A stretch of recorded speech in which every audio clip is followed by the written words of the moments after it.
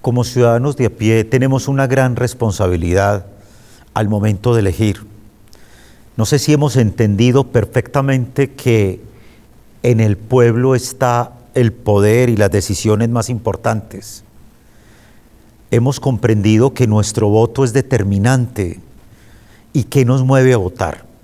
¿Lo emocional?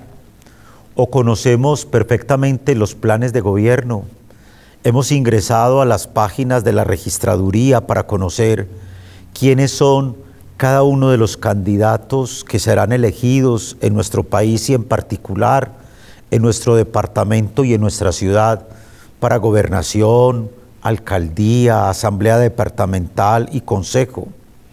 ¿Qué control político hacemos como ciudadanos cuando el próximo 29 de octubre en esas elecciones recibiremos unos tarjetones en los que elegiremos al gobernador de Antioquia, al alcalde, a 26 diputados a la asamblea y a tantos otros alcaldes en las diferentes regiones, pero también a las juntas administradoras locales? Una oportunidad maravillosa para estar informados y sobre todo para hacer un voto consciente y responsables.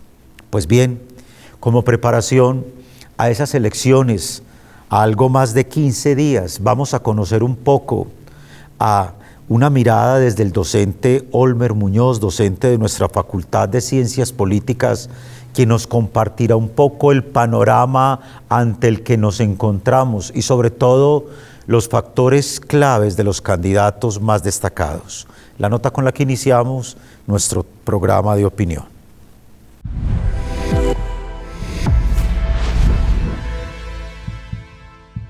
En general, el panorama nacional de las elecciones va a ser muy interesante para este año. Esto va a generar un equilibrio, un balance de poder con el gobierno central, porque aquí se están jugando 32 departamentos y más de 1.120 municipios en el país. Es decir, aquí tenemos una contienda entre lo que el pacto histórico desarrolló para ganarse las presidenciales y lo que va a tener en las elecciones regionales, que va a estar muy difícil para que se pueda ver como una ganancia absoluta para el gobierno. En ese sentido, Medellín es un enclave muy importante para el país, igual como pasa con Bogotá, como pasa también con Barranquilla, como pasa también con Cartagena. Esto es que en general la población está requiriendo una necesidad de dirección administrativa, requieren buen gobierno, necesitan gestión y creo que Medellín lamentablemente está pasando por una etapa muy difícil a 3 meses de culminarse un gobierno que, si bien, como ya ustedes lo saben, renuncia para hacerle campaña a su candidato a la alcaldía de Medellín. Entonces yo creo que Medellín está generando un precedente bastante incómodo para el país. Y esto se suma a que Medellín, siendo una de las ciudades capitales más importantes, además que es distrito especial de ciencia, tecnología e innovación, tiene que generarle mayor proyección al país y mayor proyección a los ciudadanos. En ese sentido, tanto el entorno nacional, general de elecciones, como el de Medellín jugarán un papel preponderante en estas elecciones del 29 de octubre. De ahí entonces que la ciudad de Medellín, con esta dificultad que tenemos de una renuncia de un alcalde en ejercicio y unas elecciones donde hay 12 posibles opciones para elegir al ciudadano, creo que no hay que verlo netamente como una polarización. Creo que lo que tiene que evitar el ciudadano es pensar solamente en 2 polos estrictamente en la ciudad de Medellín. Un distrito con el presupuesto como el que tiene la ciudad de Medellín puede darse el lujo, cualquiera que lo administre, una buena alcaldesa o un buen alcalde de la ciudad, para utilizar todo este gran capital financiero que tiene la ciudad para ejecutar proyectos del orden social, económico y educativo. Por lo tanto, sí tenemos un momento muy difícil y es que las personas piensan que aquí hay una polarización absoluta. Creo yo que no. Esto es distinto a lo que pasó en el año 2021. Esto es distinto a lo que pasó en otros escenarios. Y si bien siguen recreando la idea de que puede haber una polarización en la ciudad, creo que ya la ciudadanía se está informando cada vez más de que esa polarización es parte de un argumento. Eso es lo que se denominan narrativas en temas políticos. En este caso, yo creo que la ciudad de Medellín ya se está preparando para tener múltiples opciones. Y creo que la formación de un ciudadano en Medellín va más allá de presentarles solamente una polarización de la ciudad. Creo que aquí los ciudadanos en la ciudad estamos pensando en un nivel de gobierno mucho más consciente de lo que puede hacer, con una gobernanza local mucho más eficiente y con una capacidad de administrar recursos que de verdad cualquiera quisiera estar en la ciudad de Medellín para saber qué es una cantidad de recursos que se han desperdiciado y que creo no estamos en condiciones para seguirlos desperdiciando. Como bien lo dice el adagio, el palo no está para cucharas y por lo tanto también el ciudadano de la ciudad de Medellín también está pensando en cómo puede ser una economía de una ciudad distrito tan importante que tiene muchos recursos pero que a veces se gestionan mal.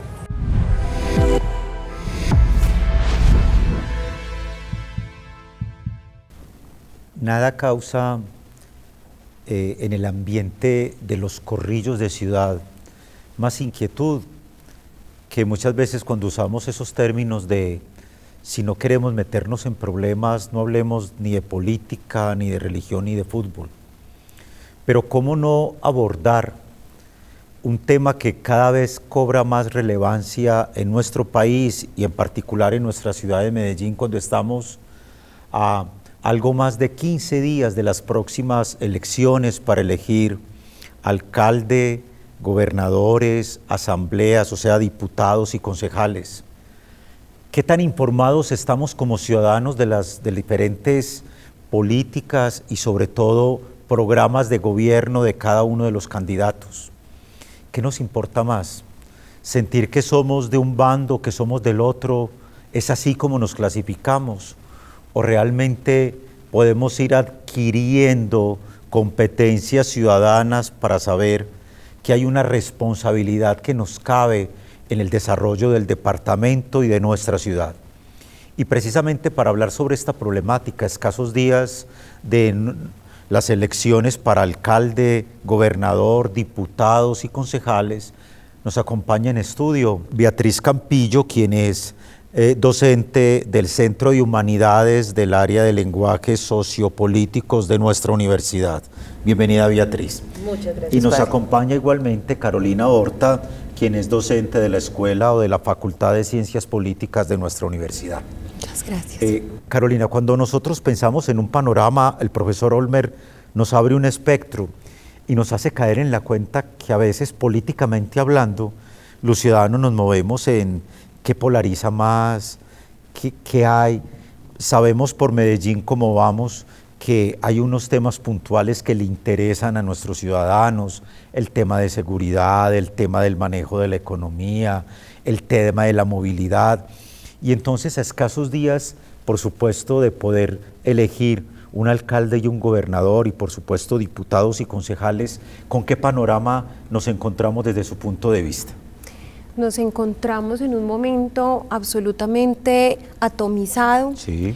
Esa atomización, digamos que ya no es una polarización, sino que lo que vimos hace 4 años, que eran 2 polos, ahora es una fragmentación y un voto muy, digamos, por lo menos en la opinión pública, muy tendiente como a lo que les dé seguridad, hacia un solo candidato para recuperar que ha sido como el discurso político que muchos han emitido, y es recuperemos a Medellín, recuperemos lo social, recuperemos la seguridad, y todos esos factores están muy viciados por una mala administración durante 4 años donde se han visto muchos escándalos de corrupción, y esos escándalos de corrupción muy de cara a lo que podía ser la alternativa de la ciudad, gobernado desde las políticas sociales, desde una izquierda política.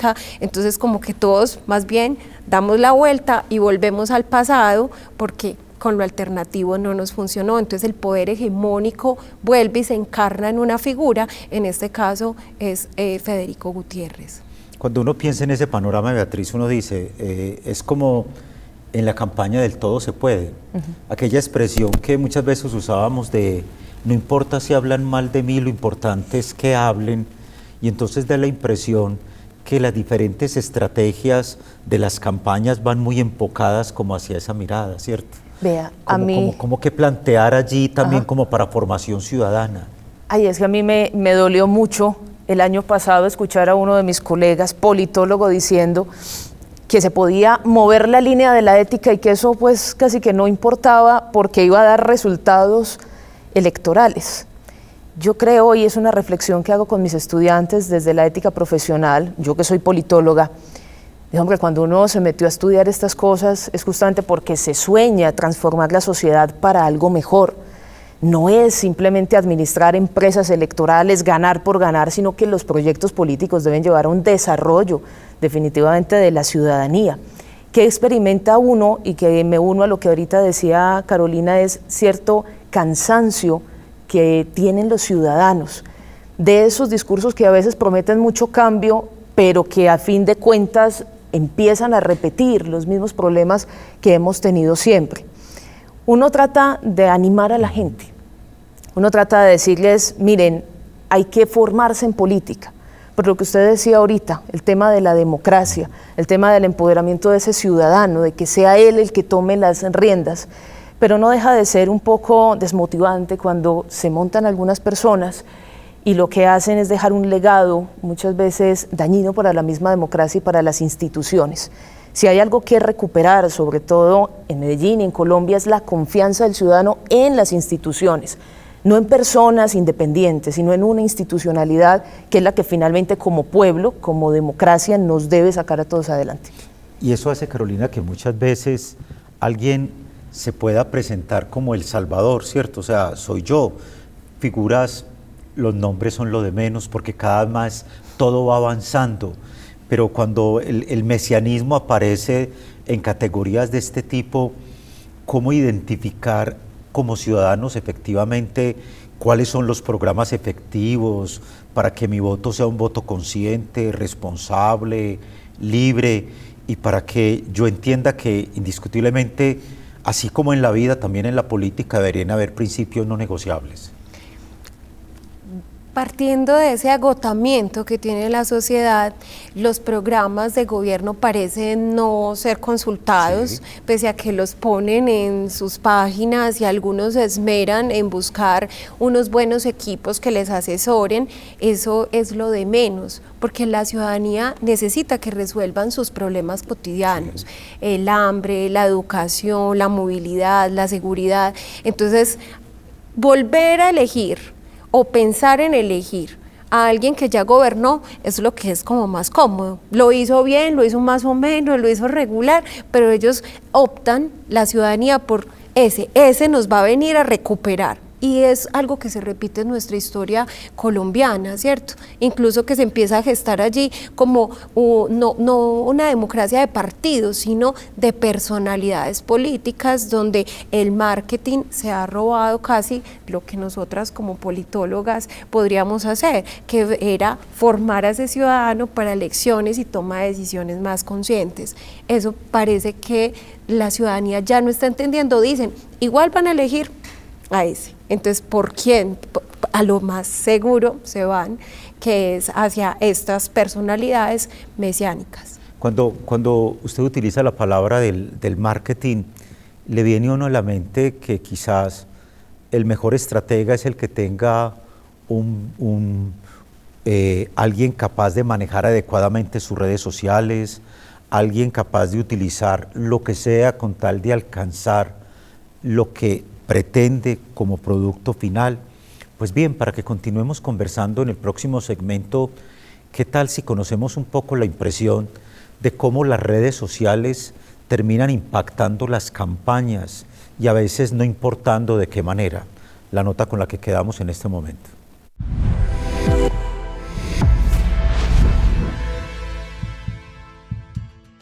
Las redes sociales sí tienen un papel importante en las elecciones, pero no son el único elemento que define una elección. Eso también es importante. ¿Qué porcentaje puede jugar las redes sociales? Eso es muy relativo, porque no es lo mismo una campaña a un consejo, por ejemplo, o a una asamblea, que a una alcaldía o a una gobernación. La visibilidad es distinta, la inversión en pauta es diferente, la estrategia de contenidos es distinta, pero sí son un elemento importante. ¿Qué vamos a ver probablemente en el cierre de la elección en temas de redes? Vamos a ver, por supuesto, muchos ataques, ¿sí? Pero aquí hay tres temas importantes que sí es un eje comunicacional transversal para todas las campañas. Uno, vamos a ver cuáles son las razones reales que los candidatos quieren evidenciar de por qué votar por ellos. Dos, mucha pedagogía. Votar en Colombia no es fácil, y menos, por ejemplo, para JAL, Consejo y Asamblea, y vamos a ver mucha pedagogía electoral.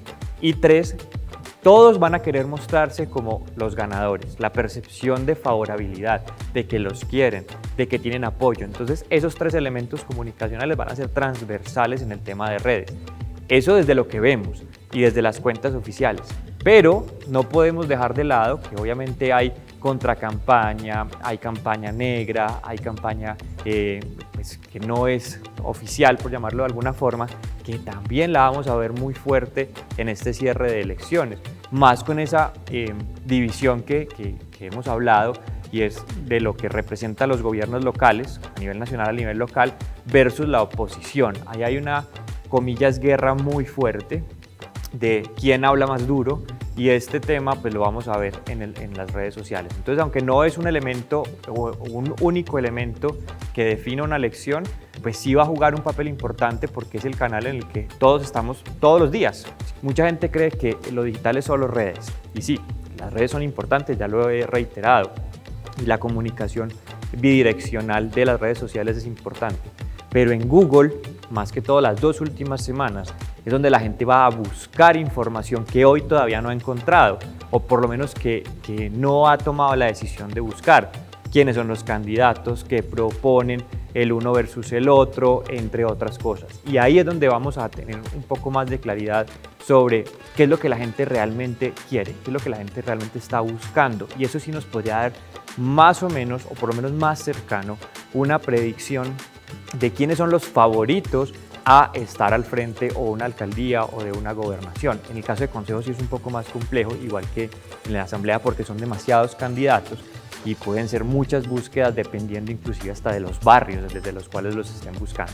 Pero en el caso de alcaldía y en el caso de gobernación sí podemos ver una tendencia, no solamente desde las encuestas, que no necesariamente son digitales, sino también desde las búsquedas de Google.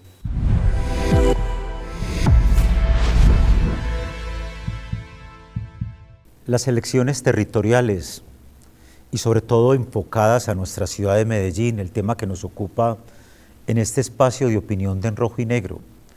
Por eso, Beatriz, cuando escuchábamos a nuestro experto acerca de la importancia del manejo de las redes sociales, en las que muchas veces el usuario o el destinatario final no siempre selecciona adecuadamente qué es falso, qué es verdadero, se deja llevar más por lo emotivo y todo lo demás.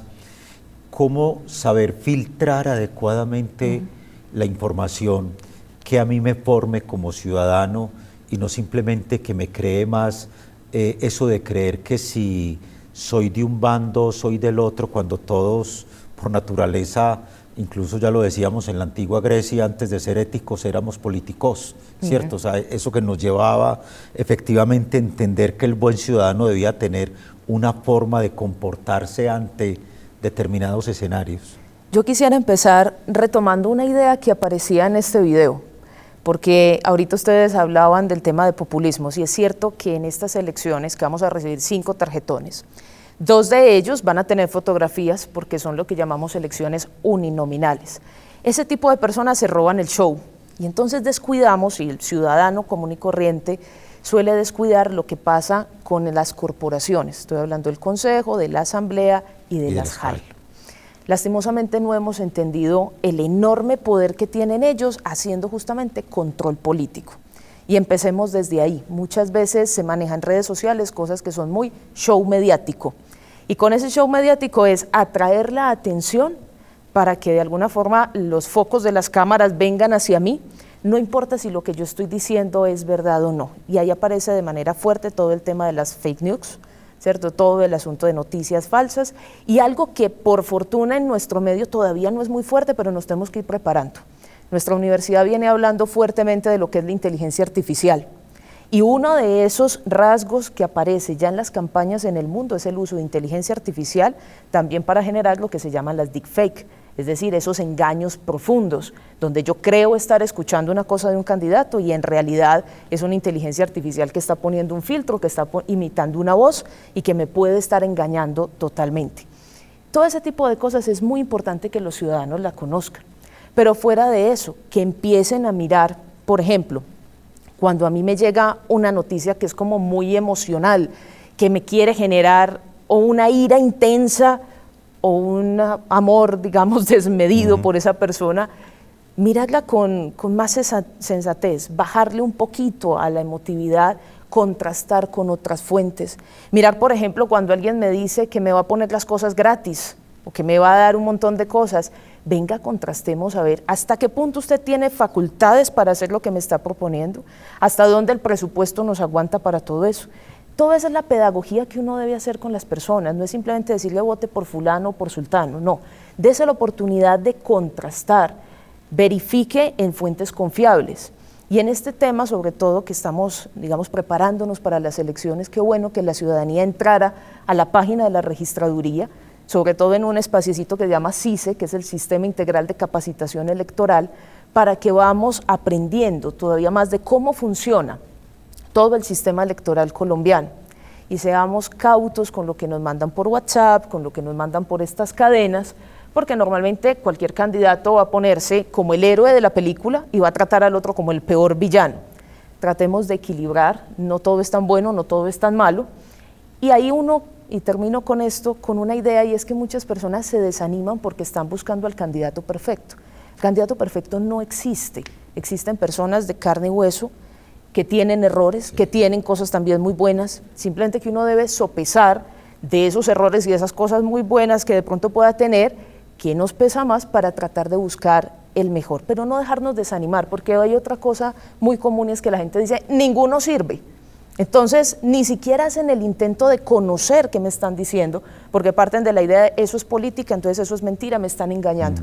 Démonos también la oportunidad de conocer las propuestas, porque también es cierto que estos son ciudadanos, también son pueblo, que además están haciendo una cosa muy heroica y yo quisiera destacarla.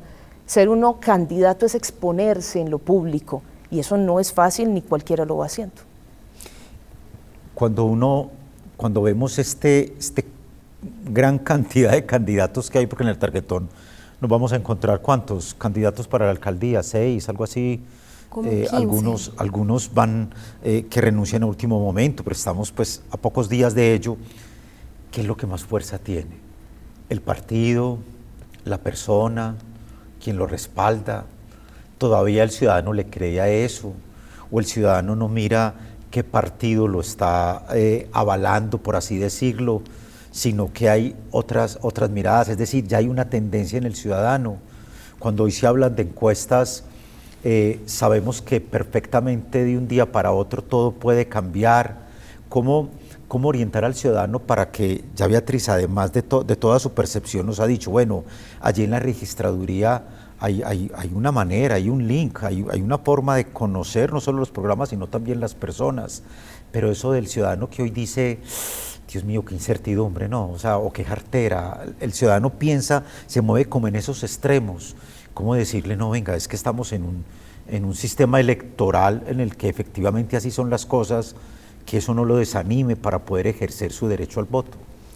Lo triste de la situación política actual es que existen los partidos políticos, pero son empresas electorales. Esas empresas electorales están buscando unas clientelas y lastimosamente la gente se deja llevar por las emociones políticas, acuden a las redes sociales, a la prensa, a construir la opinión pública desde las encuestas. Entonces ya nos dicen quién es el ganador, la gente dice, yo quiero votar por eso porque se dijeron que iba a ser el ganador, y finalmente los otros candidatos que se exponen, muchos ni siquiera son visibles, pueden tener un programa, no se ven, o sea, están absolutamente opacados, especialmente le pasa a las mujeres, a quienes muchas veces ni las llaman, no son visibles, o están detrás de un caudillo, no son invitadas a debates, o se habla como de lunarcito en la política, ¿cierto? Donde aparecieron de pronto en un escenario que no era muy favorable y a partir de ahí dicen, no, esa era la del anterior que era parapolítico, y le empiezan a crear el chisme, toda ópera, no solamente en las redes, sino el voz a voz, ¿cierto? En nuestra sociedad, en esa política del barrio, van, reparten mercados, o sea, sigue pasando lo que está en esta sociedad tan postindustrial como lo que pasa en sociedades que todavía son muy artesanales, de gente que de pronto no tiene la formación política para poder tomar unas decisiones más conscientes. Entonces, la inteligencia artificial, la mercadotecnia, todo esto está construyendo los candidatos desde lo personal. Yo creo que es como una marca, usted es la marca, usted es el producto y en qué lugar se pone, en qué stand se coloca para poder ser elegido más fácilmente. Uno se da cuenta, Beatriz, cuando las escucha a ustedes, que indiscutiblemente da la impresión que el tema ético pasó a un segundo plano. Es más, es muy común casi que promocionarse como voten por tal que no es corrupto, como si la corrupción, o sea, no ser corrupto es algo de lo humano, ni siquiera es de lo político. ¿Qué retos en términos éticos podrían plantearse en un escenario de este tipo a escasos días de las contiendas electorales? Yo retomo una cosa que decía ahorita Carolina que me parece fundamental. Y lo suelo mencionar mucho en las pedagogías electorales, que por cierto por estos días hemos estado haciendo y ojalá se nos unan también quienes nos ven. Y es que el ciudadano tiene que recuperar su papel y creérsela él mismo de que es el jefe, no es el apostador. Y por ahí empieza la corrupción. Cuando yo creo que soy un apostador, eso es como en la carrera de caballos, el que va más adelante, entonces le apuesto a ese. Entonces miro las encuestas a ver cuáles van más adelantico y a ese le tengo que apostar. No, pensar como jefe es distinto. Si yo tuviese una empresa y necesito contratar a alguien, ¿qué hago? Miro su hoja de vida, miro lo que me está proponiendo, miro su experiencia, cómo le ha ido en otros cargos, qué ha desempeñado, ¿cierto? Exactamente eso es lo que tenemos que tener hoy en día de mentalidad. Las personas que se han lanzado heroicamente, como lo decía ahorita, porque estar en política hoy no es fácil, nos están proponiendo sus nombres. Yo a veces lo digo jocosamente ahí en las pedagogías, son desempleados pidiendo trabajo. ¿Y quién le va a pagar el sueldo? Usted. Con sus impuestos, entonces usted tiene todo el derecho, todo el deber de exigirles. Aquí hay una cosa muy importante, la democracia no se nos puede olvidar, que es justamente el gobierno del pueblo. ¿Por qué a Platón no le gustaba la democracia? Porque el pueblo era bastante ignorante. Entonces el primer reto es yo como ciudadano, miembro de esa polis, me tengo que unir y no decir eso es apolítico, yo no tengo nada que ver con eso. No, al contrario, me tengo que formar, porque hay mucha gente que cree saber de política porque se sienta en una tienda y despotrica de todo el mundo. No, formarse. Y formarse es conocer la Constitución, conocer cómo se eligen, conocer los programas, tener criterio, tener formas de sopesar las distintas elecciones, ¿cierto? Las distintas opciones para tomar una decisión lo más responsable y consciente. Después de que yo hago todo eso, seguramente voy a tener más herramientas para que esas personas cuando suban allá sientan también que el ciudadano está controlando. Y ahorita mencionábamos estos otros organismos, estas corporaciones. Entonces, la manera, digamos, ética no es solamente, digamos, el rasgo ético no es solamente frente a quien está aspirando, que obviamente le vamos a exigir mucho, sino que yo siempre digo, venga, pongámonos un espejo, porque hay muchas cosas que yo le critico a ese que está allá, pero que yo también las cometo. O que como ciudadano empiezo a decir, ¿usted qué me va a dar para yo votar por usted? O como le decía yo a mis estudiantes en estos días, a veces criticamos mucho la corrupción de ellos porque van a estas corporaciones a hacer cualquier otra cosa, pero usted está en un salón de clases y ¿qué está haciendo? ¿Está aprovechando el tiempo o no? La ética tiene que ser, digamos, ese momento de reflexión que nos planteemos en todos los escenarios. Y en este momento yo creo que debemos aprovechar para que los ciudadanos tomen conciencia del enorme papel que tienen y lo hagan con plena responsabilidad. Si yo elijo personas que tienen prácticas corruptas, pues mal haría después de quejarme de que esa persona también está ejerciendo la corrupción allá. Y desde el punto de vista de todo ese panorama político, de formación ciudadana, ¿qué retos se nos plantean a escasos días de estas elecciones territoriales desde su punto de vista, Caro? Yo creo que sería muy importante ver cuál es la lista de esas opciones, porque algunas personas no han ido a buscar quiénes son esas opciones, ¿cierto? Y qué programa tienen, qué están planteando, qué soluciones tienen para el territorio, ¿cierto? Más que unas izquierdas, unas derechas, qué partido político es, qué problema tenemos y quién no lo puede solucionar. Y ahí muy importante lo que nos decía ahorita la doctora, ¿cierto? El tema de poner ahí en el centro la soberanía del pueblo. Pero a veces pareciera que en vez de hacer una soberanía de la democracia directa, donde podemos participar más, parece que eso se nos estuviera viniendo en contra, y a veces entonces algunos parecieran extrañar la democracia representativa, donde el partido político se encargaba de hacer el filtro, porque es que son demasiadas opciones para el ciudadano de a pie, ¿cierto? Que necesita es una solución inmediata a sus problemas cotidianos. Hay mucha hambre en nuestra ciudad, hay mucha injusticia social. ¿Quién lo va a resolver si no son los políticos? Pero por el contrario, tenemos en el imaginario que el político es el más corrupto, el que le falta la ética, ese es como si tuviera que tener en su hoja de vida corrupto, y ese es el más fácilmente elegido. Pues, ¿qué está pasando en los territorios? ¿Cómo llegan todavía con las viejas prácticas, cierto, que podían tener los abuelos, pero ahora nosotros no podemos venderlo pues por un guaro, por un tamal, cierto, que es lo que pasa a veces en las comunidades y en las redes sociales? Cuando nos encontramos ante un panorama como estos, hay una responsabilidad grande, pero a la vez maravillosa. Y digo maravillosa porque es a usted, a cada uno de nosotros, a quienes nos compete elegir adecuadamente, elegir de manera informada, no emocionalmente.